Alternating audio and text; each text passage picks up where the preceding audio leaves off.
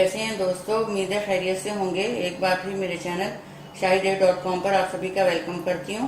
आज मैं आप लोगों के लिए लाई हूँ नहारी मसाले की रेसिपी। इसके इंग्रेडिएंट्स मैं आपको बता दूं, काफ़ी सारे होते हैं। ये देखिए कुछ साबुत मसाले हैं। ये इसमें तेज पत्ता है 3-4 और 4 बड़ी इलायची हैं और ये 2 टुकड़े मैंने जायफल जावित्री के रखे हुए हैं। 10-12 छोटी इलायची, 2 चक्री फूल और 8-10 लौंग और 8-10 सिया मिर्चें और ये जो सफ़ेद जीरा, अजवाइन, साबुत धनिया और सौंफ, ये 1 टेबल स्पून मैंने लिया हुआ है। रेगुलर सॉल्ट, लाल मिर्च पाउडर, हल्दी पाउडर और अदरक का पाउडर, कश्मीरी लाल मिर्च और ये काला नमक, ये सब 1 टीस्पून मैंने लिया हुआ है।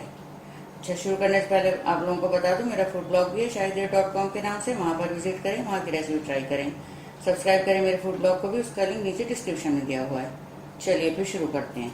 ये देखिए जितने साबुत मसाले मैंने इसमें डाल दिए हैं। एक पाउडर मसाले इसमें नहीं डाले, वो मैं इसको पीसने के बाद में एक साथ मिक्स कर दूंगी।